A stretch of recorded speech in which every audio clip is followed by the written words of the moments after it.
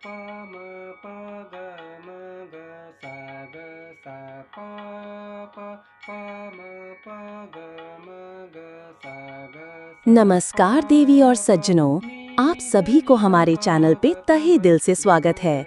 चलिए, आज हम सब श्रीमद् भागवत गीता की 15वां अध्याय के बारे में समझेंगे और उत्तम ज्ञान प्राप्ति हेतु प्रयास करेंगे। ओम नमः भगवते वासुदेवाय। अध्याय 15 श्रीमद् भगवत गीता। श्री भगवान बोले, आदि पुरुष परमेश्वर रूप मूल वाले और ब्रह्मा रूप मुख्य शाखा वाले जिस संसार रूप पीपल के वृक्ष को अविनाशी कहते हैं तथा वेद जिसके पत्ते कहे गए हैं, उस संसार रूप वृक्ष को जो पुरुष मूल सहित तत्व से जानता है, वह वेद के तात्पर्य को जानने वाला है। उस संसार वृक्ष की तीनों गुणों रूप जल के द्वारा बढ़ी हुई एवं विषय भोग रूप कोपलों वाली देव, मनुष्य और तिर्यक आदि योनि रूप शाखाएं नीचे ऊपर सर्वत्र फैली हुई हैं तथा मनुष्य लोक में कर्मों के अनुसार बांधने वाली अहंता, ममता और वासना रूप जड़ें भी नीचे और ऊपर सभी लोकों में व्याप्त हो रही हैं। इस संसार वृक्ष का स्वरूप जैसा कहा है वैसा यहाँ विचार काल में नहीं पाया जाता, क्योंकि न तो इसका आदि है और न अंत है तथा न इसकी अच्छी प्रकार से स्थिति ही है।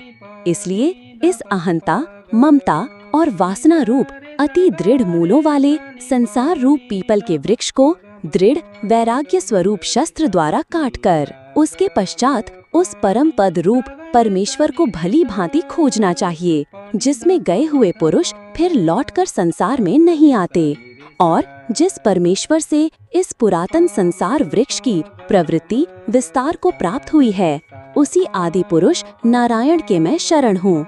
इस प्रकार दृढ़ निश्चय करके उस परमेश्वर का मनन और निधि ध्यासन करना चाहिए, जिसका मान और मोह नष्ट हो गया है, जिन्होंने आसक्ति रूप दोष को जीत लिया है, जिनकी परमात्मा के स्वरूप में नित्य स्थिति है और जिनकी कामनाएं पूर्ण रूप से नष्ट हो गई हैं, वे सुख दुख नामक द्वंद्वों से विमुक्त ज्ञानी जन उस अविनाशी परम पद को प्राप्त होते हैं। जिस परम पद को प्राप्त होकर मनुष्य लौटकर संसार में नहीं आते, उस स्वयं प्रकाश परम पद को न सूर्य प्रकाशित कर सकता है, न चंद्रमा और न अग्नि ही।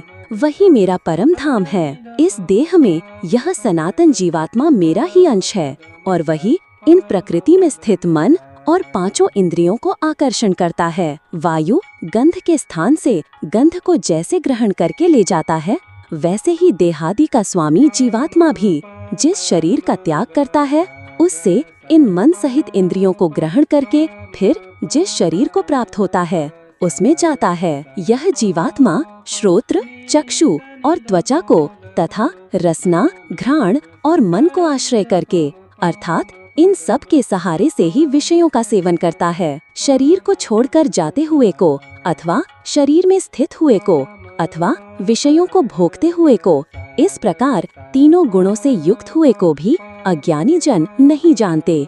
केवल ज्ञान रूप नेत्रों वाले विवेकशील ज्ञानी ही तत्व से जानते हैं। यत्न करने वाले योगी जन भी अपने हृदय में स्थित इस आत्मा को तत्व से जानते हैं, किंतु जिन्होंने अपने अंतःकरण को शुद्ध नहीं किया है, ऐसे अज्ञानी जन तो यत्न करते रहने पर भी इस आत्मा को नहीं जानते। सूर्य में स्थित जो तेज संपूर्ण जगत को प्रकाशित करता है तथा जो तेज चंद्रमा में है और जो अग्नि में है, उसको तू मेरा ही तेज जान। और मैं ही पृथ्वी में प्रवेश करके अपनी शक्ति से सब भूतों को धारण करता हूँ और रस स्वरूप अर्थात अमृतमयी चंद्रमा होकर संपूर्ण औषधियों को अर्थात वनस्पतियों को पुष्ट करता हूँ। मैं ही सब प्राणियों के शरीर के स्थित रहने वाला प्राण और अपान से संयुक्त वैश्वानर अग्नि रूप होकर 4 प्रकार के अन्न को पचाता हूँ। मैं ही सब प्राणियों के हृदय में अंतर्यामी रूप से स्थित हूँ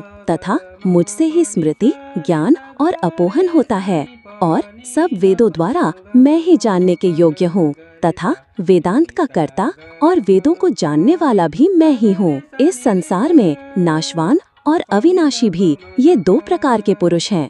इनमें संपूर्ण भूत प्राणियों के शरीर तो नाशवान और जीवात्मा अविनाशी कहा जाता है। इन दोनों से उत्तम पुरुष तो अन्य है, जो तीनों लोकों में प्रवेश करके सबका धारण पोषण करता है एवं अविनाशी परमेश्वर और परमात्मा इस प्रकार गया है। क्योंकि मैं नाशवान जड़ वर्ग क्षेत्र से तो सर्वथा अतीत हूँ और अविनाशी जीवात्मा से भी उत्तम हूँ, इसलिए लोक में और वेद में भी पुरुषोत्तम नाम से प्रसिद्ध हूँ। भारत जो ज्ञानी पुरुष इस प्रकार तत्व से पुरुषोत्तम जानता है, वो सर्वज्ञ पुरुष सब प्रकार से निरंतर मुझ वासुदेव परमेश्वर को ही भजता है।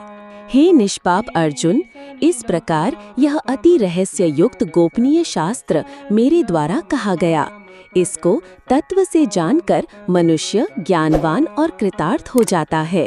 श्रीमद् भागवत गीता की 15वां अध्याय इस प्रकार संपूर्ण होता है। मुझे उम्मीद है कि आज की टॉपिक्स पसंद आई होगी। अगर पसंद आई हो तो कमेंट्स में ओम नमः भगवते वासुदेवाय लिखकर श्री हरि को प्रणाम करिएगा। फिर अगला वीडियो में मिलते हैं। तब तक आप सब खुश रहें। धन्यवाद। जय Shri Krishna. Pa ma pa ga ma sa